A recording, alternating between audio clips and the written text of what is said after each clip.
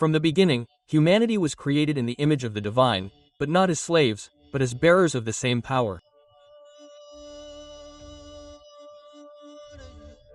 For a time, the gods walked among men, and what today is called a miracle was then every day.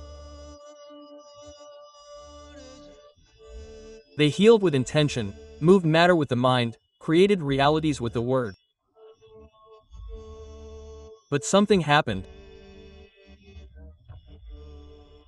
A pact was broken, a truth was buried, and the knowledge that made man equal to the gods was sealed in books that should never be opened. This is one of them, a manuscript that does not tell the story of the world, but the story of the power that was taken from you. It does not speak of faith, or obedience, or salvation. It speaks of who you are. When you stop believing that you were born incomplete, this book was not found, it was remembered, because one does not seek what has not been felt before. And if you are here, it is because something in you still vibrates with the truth of the gods, the one that was erased, persecuted, and distorted. This book will not teach you anything new. It will remind you of what the soul has never forgotten.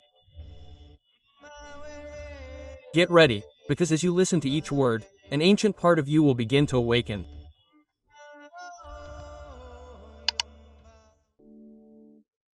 Chapter 1: The Day the Gods Were Human. There was a time when the gods walked among us, but they did not come from the sky. They did not descend in ships, nor did they inhabit golden temples. They were human. Humans who remembered. They had no wings, but they knew how to fly. They had no thrones, but their mere presence ordered life.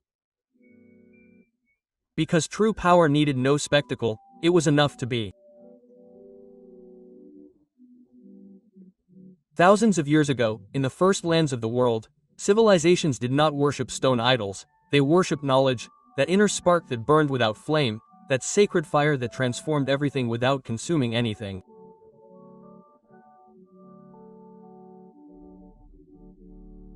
The Egyptians called it K. The Mayans, Chulel, the Hindus, Atman, the Greeks, Logos, the Sumerians spoke of me, and the Hebrews of Ruach. It was the same principle with different names, the memory that human beings were born from the divine and that a forgotten God slept within them. There was no separation between the spiritual and the everyday. The sacred was not something visited in a temple, but something breathed in with every thought, with every gesture. The ancients knew that the universe responded to those who vibrated in coherence, not to those who begged from lack. But time, that silent thief, did its work, and one by one the gods fell, not through war, not through divine punishment, but through a slower and more deadly disease, disconnection.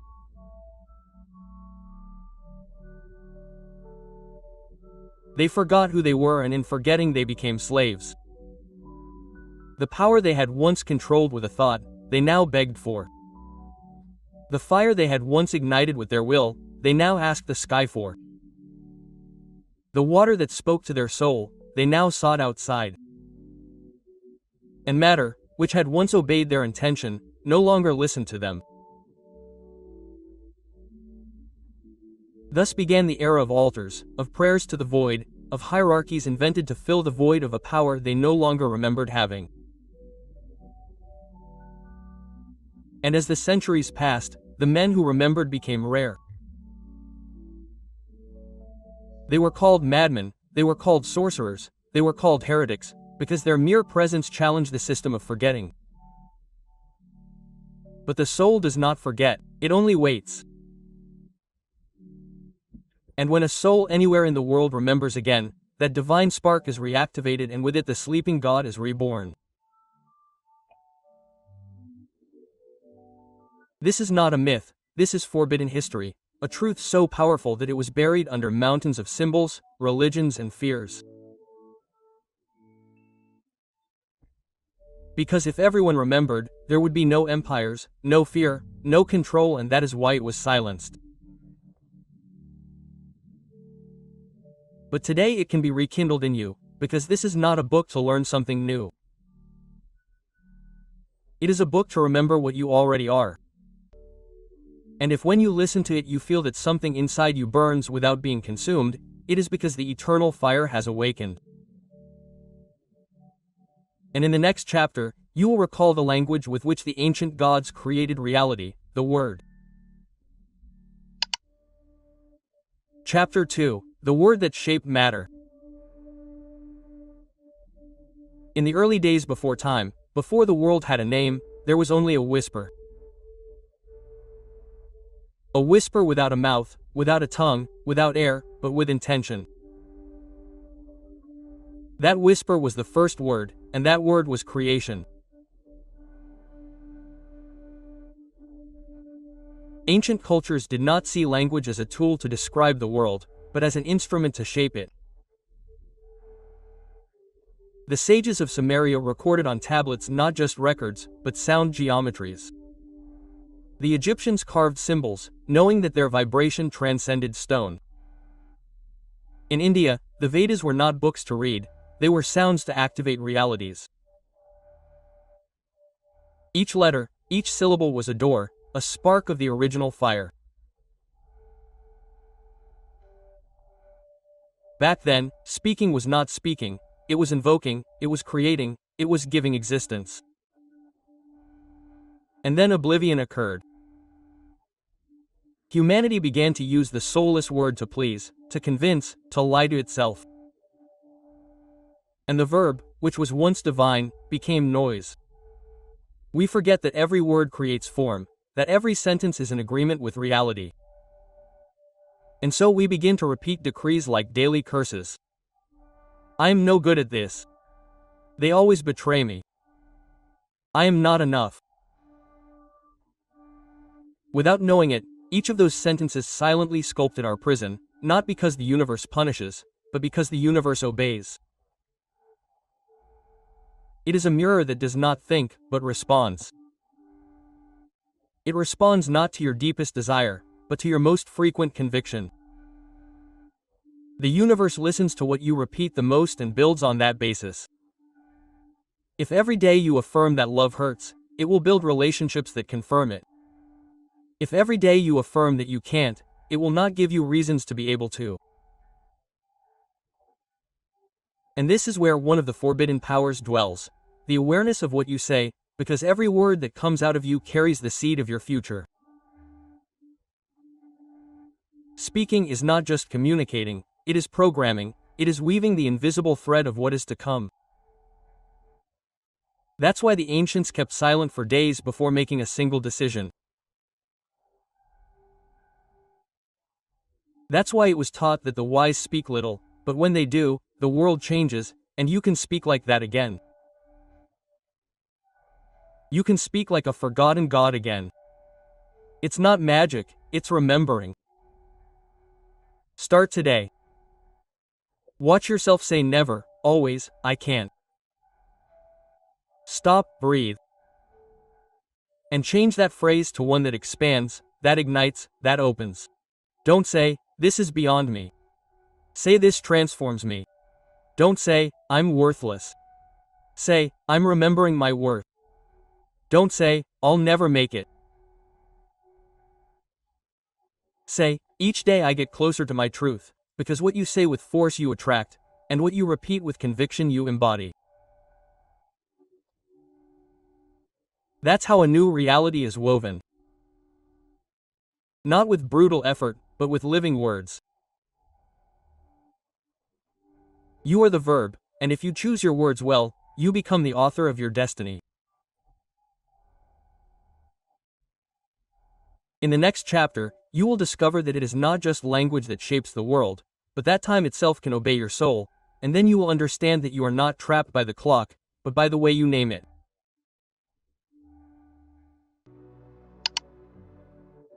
Chapter 3, When Time Obeyed the Soul. There was a time when time was not a prison, but an extension of the soul. Before clocks, before humanity divided days into hours, hours into minutes, and minutes into invisible prisons. Time was sacred, it was cyclical like the moon, like breath, like the heart. Ancient civilizations did not live in a race against time, they lived in synchrony with it. The Mayans, for example, did not measure time with the intention of controlling it, but of understanding its resonance with the human soul. Each day had an energy, a rhythm, a truth. They did not ask what time it is. They asked what energy this moment brings. In Egypt, the initiates knew that time was not a line, but a spiral. And that the soul could move within that spiral if it remembered how. In India, the ancient rich would meditate until they disappeared from time. They could spend days without moving, without feeling hungry, because they understood that time is not on the clock, but in attention. And then the great disconnection occurred. Humanity forgot, and in that forgetfulness anxiety was born. We were taught that time flies, that we have to run, that we have to arrive, that we have to achieve everything before we get old. We were told that there is no time, and by believing this we gave power to haste, to guilt, to the fear of being late. But what no one said is that time is not absolute. Time is relative, not only for physics, but for the soul. There are moments that last seconds and transform us forever. And there are entire years that pass without leaving us anything. And do you know why? Because time obeys the vibration that you emit. When you vibrate in fear, time accelerates. When you vibrate in love, time expands. When you are present, time becomes eternal. When you are absent, time slips through your fingers like sand. This is another of humanity's forgotten powers, the vibrational control of time. Not to control it, but to harmonize it, to get in sync with it and make it work in your favor. This is not a metaphor, it is real. Has it ever happened to you that in a moment of inspiration time disappears? Hours that feel like minutes, ideas flowing, body and mind in one pulse. That is not a coincidence, that is your soul remembering how to move outside of linear time. And you have also experienced the opposite. Minutes that feel like hours when you are anxious, when you suffer. When you wait, that is the proof. Time responds to your internal state. That is why the wise do not seek more time, they seek more presence. Because when you are here, truly now, time does not dominate you, it accompanies you. The key is not to do more in less time, the key is to be more in each moment. And when you do this, the miracle happens. Life begins to open up with a new rhythm, effortlessly, without haste, without fear of losing anything, because what is essential is not lost, it is lived.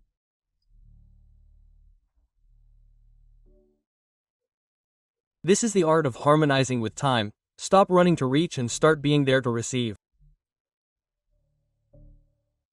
Change your relationship with time and you will change your life. Stop, breathe, you are not late. You never were. You are right where your soul can transform. And when you stop fighting against the clock, you will see that time is not an enemy, it is a mirror, one that reflects the frequency of your consciousness. Because when the soul is ready, time obeys. In the next chapter you will discover that the fire that burns within you is not to destroy you, but to reveal you. Chapter 4. The fire that does not burn, living energy. There was a time when fire did not destroy, but awakened. It was not punishment, it was not hell, it was vibrant life in motion. In ancient Chaldean temples, the wise men would light an eternal flame, not to illuminate the place, but to remember the fire that burns within the human being. That sacred fire that does not consume, but rather reveals. The Greeks called it pneuma. The Egyptians knew it as Sem.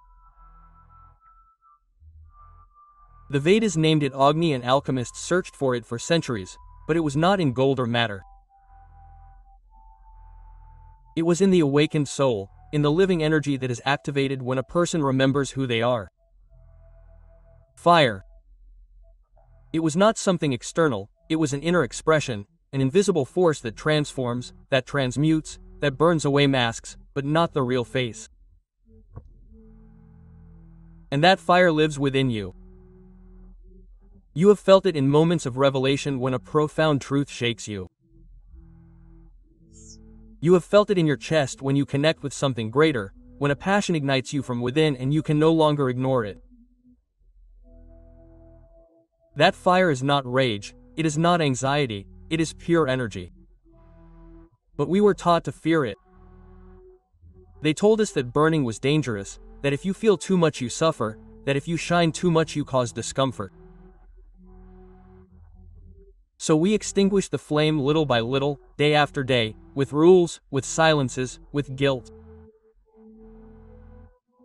And what was left was a warm body, a busy mind, but a frozen soul. And do you know what happens when the inner fire goes out? You lose the ability to create, to transform, to give life to a new reality, because fire is movement and without it everything stagnates. But you still have time, you can rekindle it, because the sacred fire never goes out, it just hides waiting for you to name it. How do you rekindle it? Not with effort, not with struggle, but with presence and authenticity.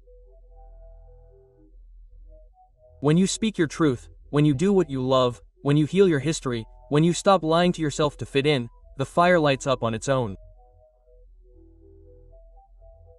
And then you understand that the pain wasn't fire, that the anger wasn't fire, it was smoke. True fire does not burn your essence, it burns what you are not and leaves intact what you always were. That is why ancient initiations were done with fire, not to destroy the initiate, but to strip them of their fears, their lies, their attachments. Because only those who burn are reborn. This is another secret forgotten by humanity. Fire is a portal, one that is not crossed with the feet, but with the ignited soul. And you still carry that spark, perhaps small, perhaps dormant, but alive. And if you dare to look inward, if you stop being afraid of your own energy, fire will reveal your true face, that of the Creator. Because you were not made to fear fire, you were made to be fire. In the next chapter you will discover that your soul was not created to lock you up, but to take you back home.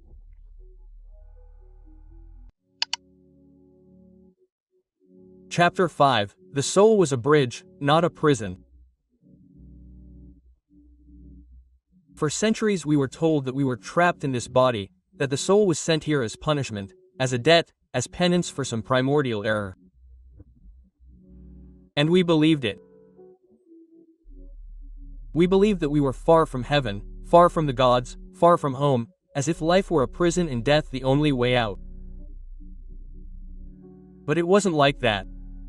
The ancient sages never saw the soul as a sentence. For them, the soul was a sacred bridge between worlds, between dimensions, between the visible and the invisible. The soul was not a recluse, it was a traveler. And each life was a station. In ancient India, they spoke of the Atman as a spark of the whole that travels to remember its greatness.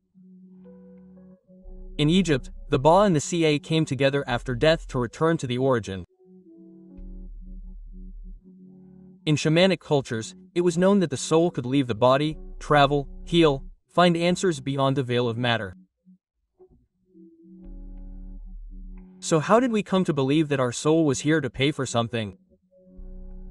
It was fear, it was dogma, it was forgetfulness. They made us forget that we do not come here to suffer, but to experience, to transform, to remember. The soul is not imprisoned in a body. The body is its instrument, its temple, its bridge to the material. And when you begin to see the soul as a bridge, everything changes. You no longer seek to escape this life. You seek to live it with purpose. You no longer wish to die in order to rest. You wish to awaken while you are living because you discover that there is no punishment, only lessons, that there are no debts, only cycles, and that you are not a victim of fate, but an architect of time who has forgotten its power.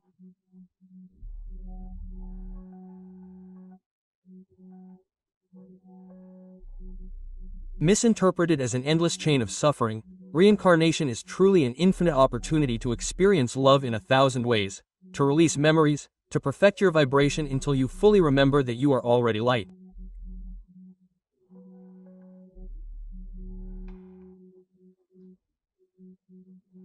And if I told you that the soul chose this body, this moment, these wounds, not to punish itself, but to heal something ancient that was asking for release, to transmute a story, to reconnect an entire lineage with its truth. That is the greatest mission, to return to the origin with consciousness. And for that, the soul descends not like a leaf carried by the wind, but like a messenger who becomes flesh to remind the universe of what it has forgotten.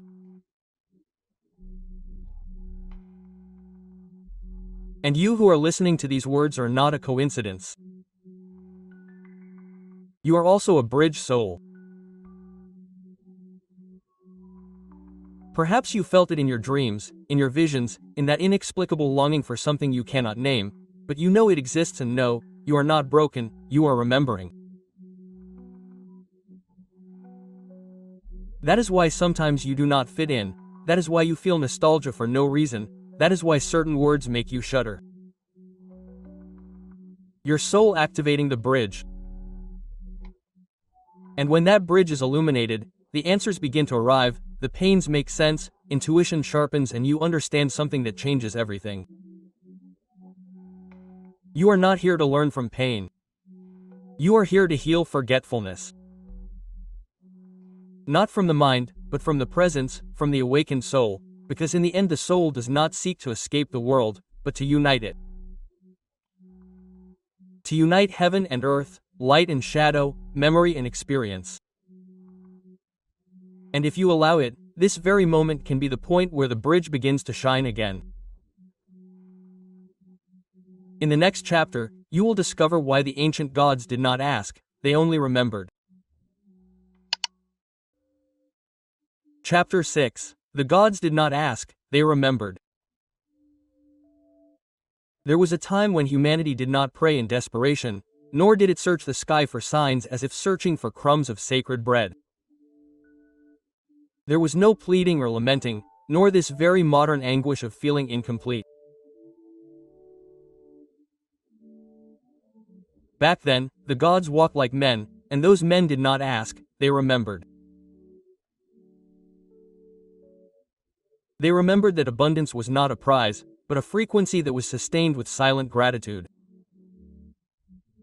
They remembered that love was not something to be sought outside, but an energy that emanated from the center of being. They lived as those who already had, as those who already were. They did not beg the stars for health, they did not plead for peace at altars, they did not kneel before time or destiny. They knew something that today seems forgotten. The universe does not respond to the cry, it responds to the vibration. And the most powerful vibration is that of the one who remembers. Now we have been taught the opposite. To ask from lack, to pray as if we were crying because we have nothing, to beg for love as if we never deserved it. But every time you do this, unknowingly, you tell life, I don't have it. And it faithfully responds, so be it. The ancient gods understood this from the beginning. Manifestation is not the result of desire, but of the internal recognition of what you already are. That is why, when someone asked them how they created, they did not give formulas or complex rituals, they simply said, I remember. And that memory activated a forgotten force, an energy dormant in the bones of the soul, in the temples of Egypt, in the caves of Eleusis, in the stones of the ancient world that still vibrate in silence. There are inscriptions that cannot be read with the eyes, only with the awakened heart. Inscriptions that say, all is fulfilled. There is nothing outside of you. Only when you stop asking do you begin to receive. Quote. Not because asking is wrong, but because asking from a place of lack is declaring that you are lacking, and what you declare becomes law. You were educated to doubt, to desire from a place of fear, to dream of a reality that feels impossible. But you are not here to live as a limited human. You are here to remember your active divinity, to reprogram your energy and turn your existence into a conscious act of creation. How? With a gesture, with a firm thought, with a certainty that is felt in your chest, even if you cannot explain it. The wise said, "Do not ask how, just feel it is true and it will be." Because certainty needs no external evidence. Certainty creates the evidence. And what happens when you remember something that belongs to you by divine right? The miracle happens, the return happens, the alignment happens. The right people arrive. Opportunities open up, blockages disappear, not by magic, but because you no longer vibrate with them. Then, what once seemed distant begins to move toward you, as if something beyond time recognized you, because what you long for is not new, it is a memory pushing from the soul to return to you. That is why today, do not ask. Remember that your energy is older than your history, that your soul does not need permission to flourish, that your destiny is not found, it is activated and is activated when you stop thinking like a human and begin to remember like God. In the next chapter, you will discover the secret that the ancients protected with their lives, vibration as the key to crossing worlds. Chapter 7, Vibration was the key to the worlds. There is no barrier more solid than a frequency that you do not understand, and there is no greater prison than vibrating in that which you wish to transcend. The ancients knew this. They knew that the universe is not made of things, but of waves, pulses, and vibration. Everything visible is merely the echo of the invisible. And everything invisible responds to the language of the soul. They were not superstitious, they were not ignorant, they were guardians of a science that today is disguised as mysticism, but that was more precise than any atomic clock. There was a time when human beings could alter their reality not with force, but with harmony.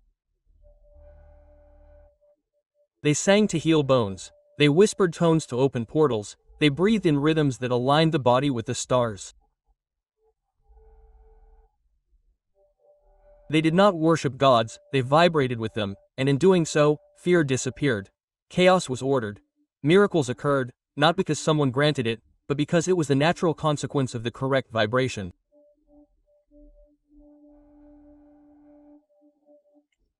In a temple buried beneath the sands of what you would now call a desert, circular inscriptions were found like spirals of sound carved into stone. The symbols were not words, they were petrified frequencies, instructions not for the mind, but for the energy field of the reader. One of those symbols, it is said, contained the exact vibration of pure gratitude. And whoever looked at it with an open heart felt a peace that no language can translate, because vibration does not convince, vibration transforms. The wise taught that everything in life is a response, and what you attract is not decided by logical thinking, but by the internal frequency that you emit without realizing it. The pain that you repeat, the relationships that hurt, the lack that does not go away. These are not punishments, they are signs of an active vibration. You change the vibration and you change the world that responds to you. But how do you change the vibration? It is not forced, it is not imposed, it is elevated. It is elevated every time you choose love when fear screams, every time you are grateful when nothing seems enough, every time you are silent to listen to the music of silence. The vibration rises when you align yourself with what is true for your soul, even if the world rejects it. When you do not betray your essence, even if it hurts, the ancient schools taught their initiates a truth feared by empires.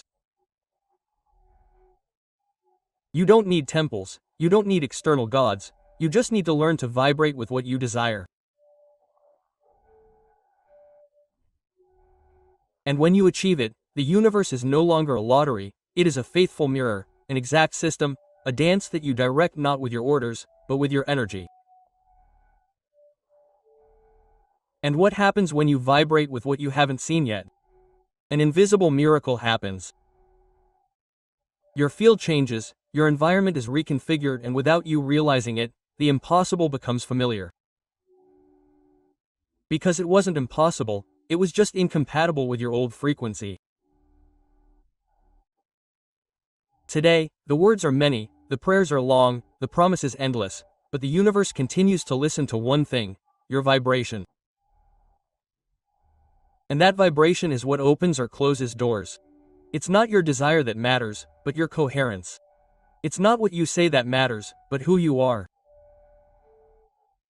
The gods, in their purest form, were not creators by privilege, they were by resonance. And you can do it again, not by changing the world, but by changing the sound that emanates from your soul. Because in the end, worlds do not cross with steps, but with vibration. In the next chapter, you will discover how that same power descended into the body and transformed the body into a living oracle of the spirit.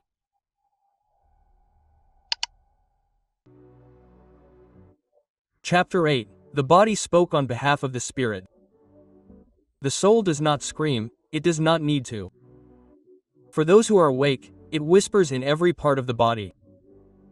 The ancients did not separate spirit and matter. They did not believe that the body was a hindrance or a prison, but a living manuscript written with pains, tremors, pleasures, and rhythms. They knew that each organ spoke, that the heart had a memory, that the stomach digested more than food, it also digested emotions, and that the skin was the boundary between what you think you are and what you are actually letting in.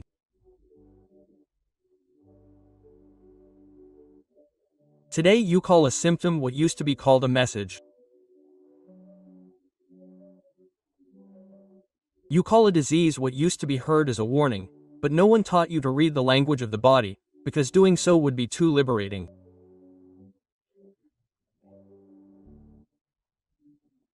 Because if you understood that your body is never wrong, that it does not punish you, that it only repeats what the soul could not express, then you would stop fearing your own pain and would begin to listen to it as the wise man it has always been. The wise men used to say, "Do not heal the body without listening to what the soul is saying through it." There is no knee that aches without a pending surrender. There is no closed throat without words trapped in time. There is no strained back without responsibilities that are not yours. Nothing is by chance. Everything is saying something. In a lost school in Anatolia, learning did not begin with books, but with the contemplation of one's own body. Initiates had to spend weeks in silence, registering each signal from the body and translating which part of the soul was seeking to come to light. One of them had swollen eyes, another could not sleep, another felt cold while everyone sweated. And none of them were medicated, they were listened to, because when something is listened to deeply, it no longer needs to scream. Modern medicine cuts, silences, and covers up. But the medicine of the soul translates. Your body is not broken, it is speaking. And when you stop silencing it, when instead of silencing it, you ask it, "What do you need to tell me?" something changes. Fever becomes sacred fire, wounds become doors, ailments become guides. There are those who walk with pains that do not belong to them, memories of their lineage, mourning for their grandparents, inherited silences, and they believe that their body is failing, but it is not failing. It is releasing what no one has been able to release before. You are the end of a chain, and that is why your body speaks more than that of others, because it is with you that the cycle can close and the wound can rest.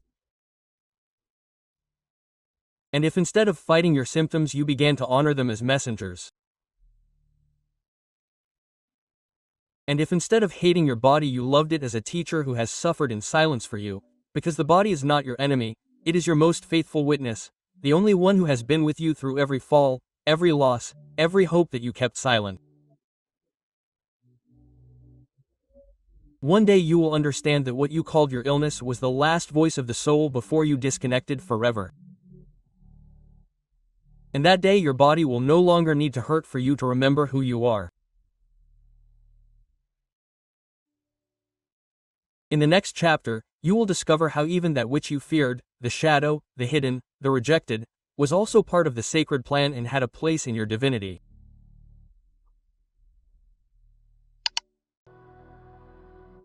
Chapter 9. The shadow was not an enemy, it was an inheritance.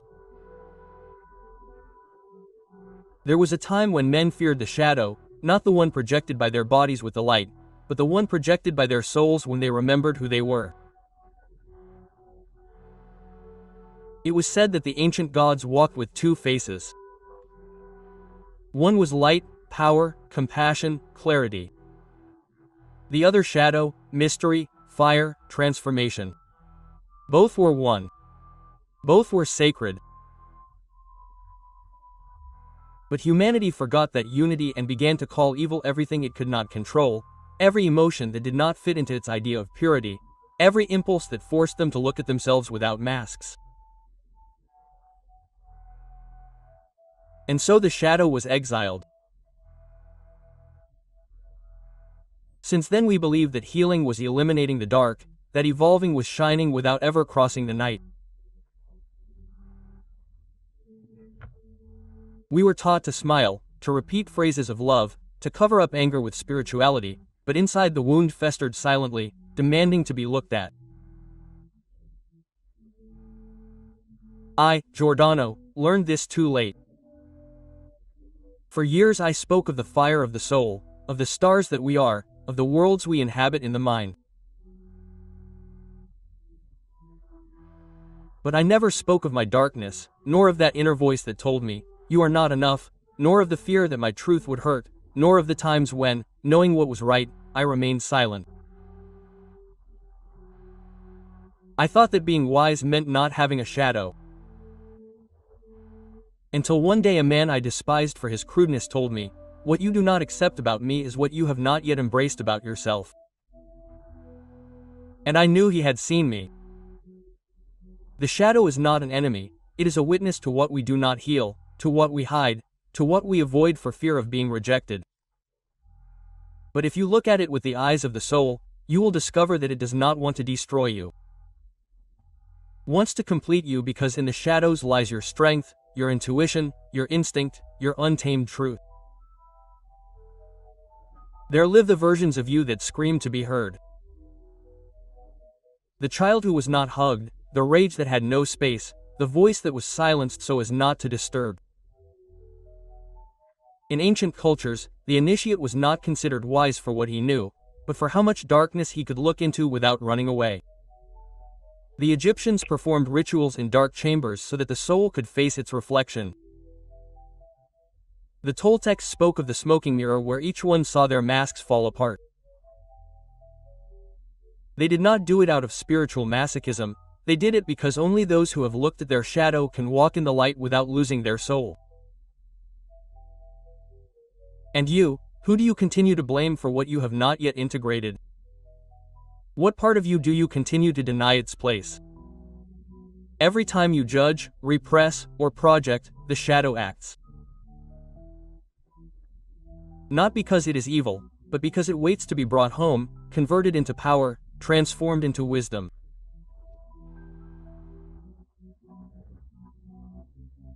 And if I told you that your greatest gifts lie just behind that which you do not want to look at, that your spiritual fire needs your darkness as the night needs the day, because the shadow, when looked at closely, is alchemy, it shows you where it hurts and at the same time where the key is.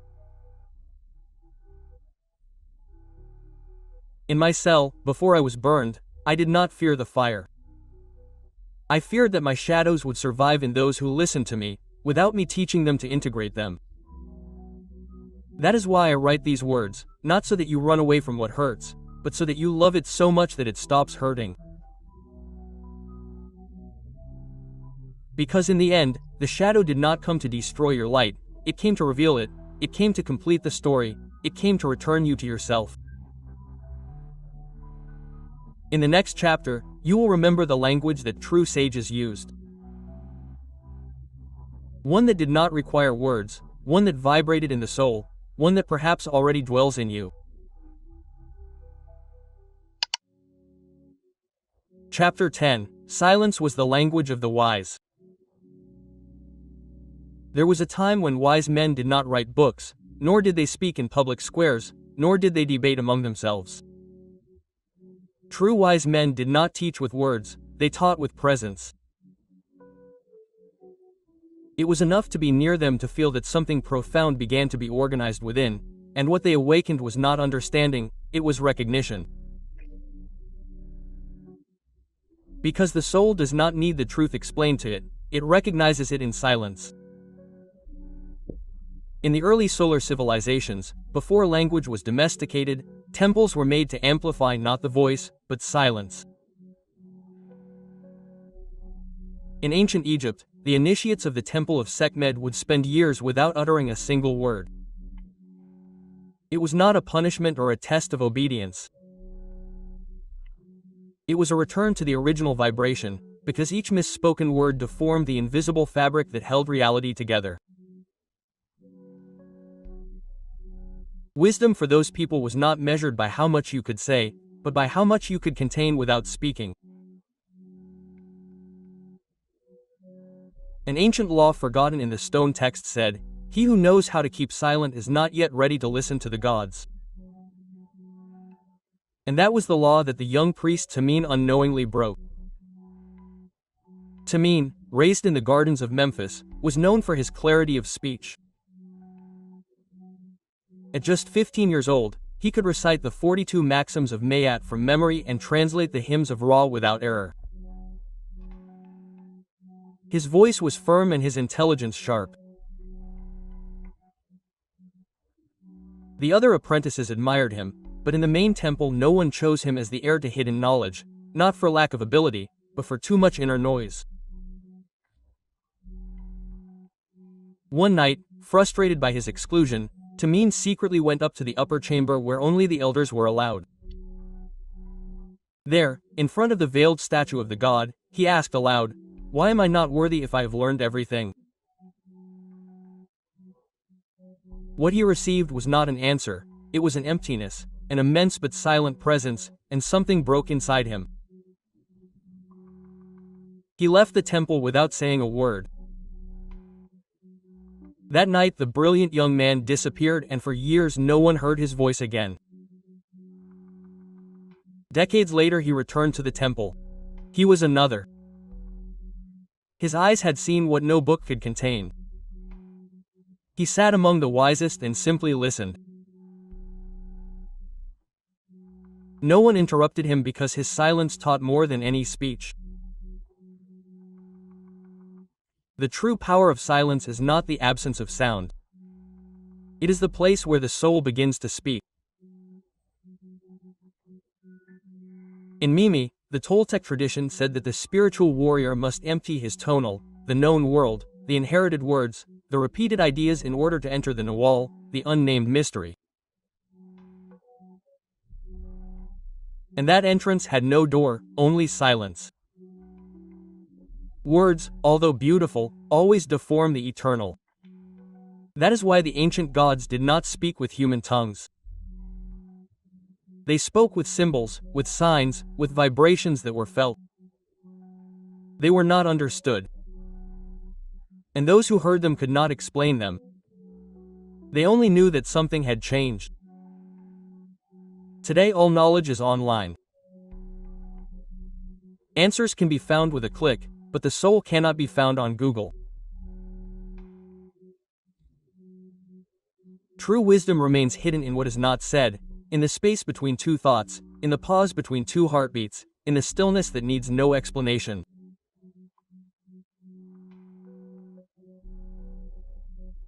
That's why, if your life is full of noise, theories, and explanations, perhaps it's time to stop searching for words and start listening to what silence has to tell you.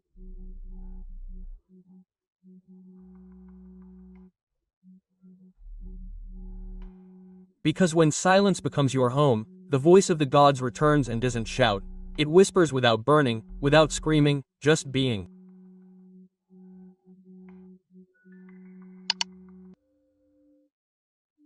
Chapter 11. The day the pact was broken and we fell, it wasn't a lightning bolt, nor a punishment, nor a violent expulsion from paradise.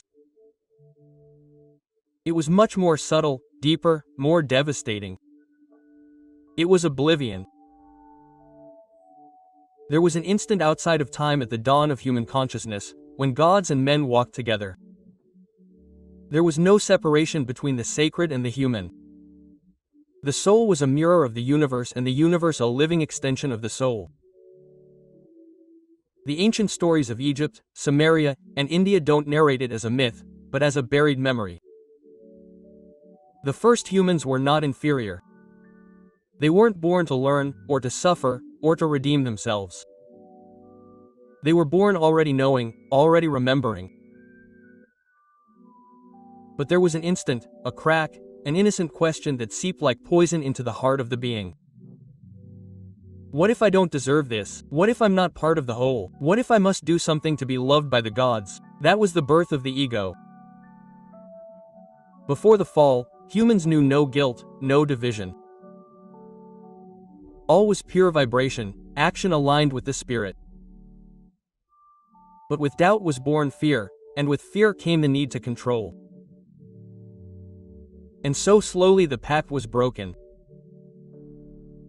The pact was not a written contract, but a silent agreement between the soul and the universe. I will be one with you and through you I will expand.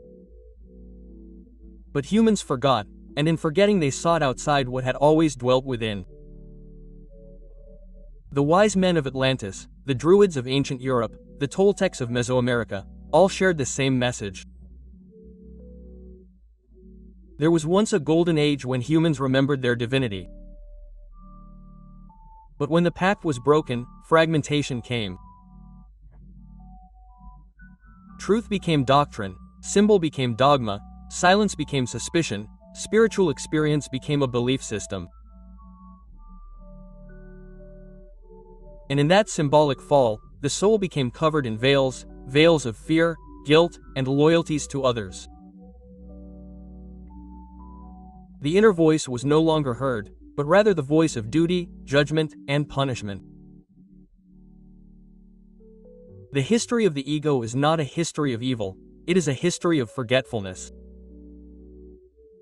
The ego was born to protect a fractured identity, but in protecting it, it became a jailer.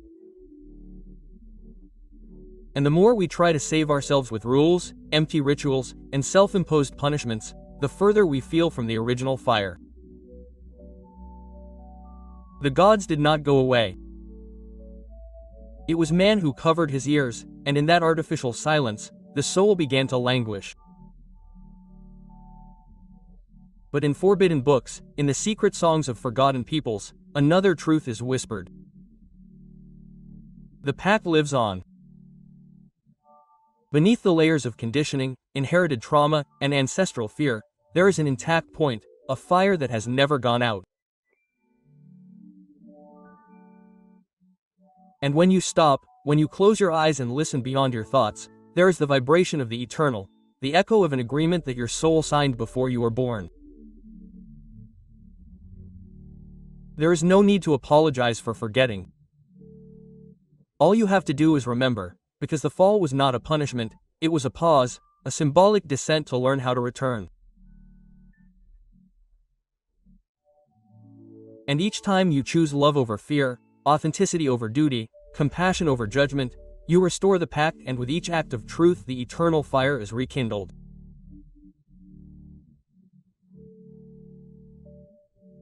In Numu, the next and final chapter, you will remember that this fire was always within you. Chapter 12, The Return of the Eternal Fire. There was a time when humanity walked beside fire. It was no ordinary fire. It was not good for cooking or destroying. It was a sacred fire, a living flame that dwelt in each soul like a spark inherited from the first breath of the gods.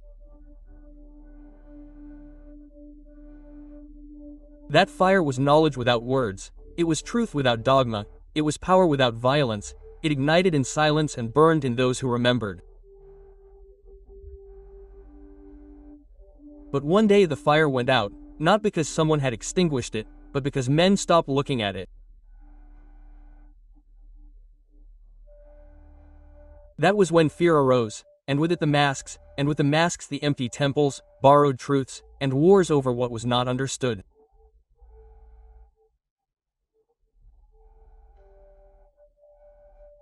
The forgotten flame receded, it did not die, it hid itself, lest it be misused by those who did not yet know what it was to sustain light without burning others. For centuries, the wise searched for clues. Some felt it in meditation, others in the purest love, and a few in pain, when they lost everything and were left with nothing but their naked truth. The teaching was everywhere, but no one saw it because only those who burn from within can recognize the fire that burns without. And so, generation after generation, the fire became a symbol, a myth, a heresy, but it never stopped being there, waiting like a promise that never expires, like a call that only those who stop running away from themselves can hear. The return of the eternal fire is not an external event. It will not come with trumpets or spectacular miracles. There will be no angels descending from heaven or portals opening in the clouds.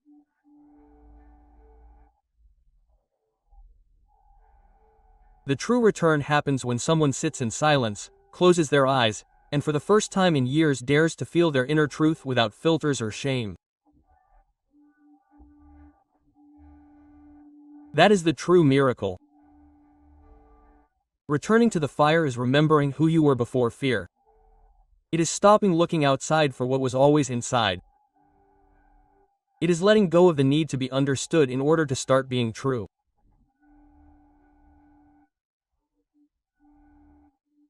When you return to the fire, you stop needing permission, you stop carrying inherited guilt, and you realize that you were never broken, you were only covered.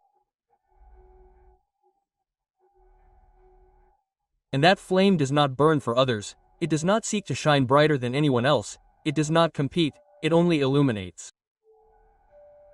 And whoever crosses paths with it also remembers their own.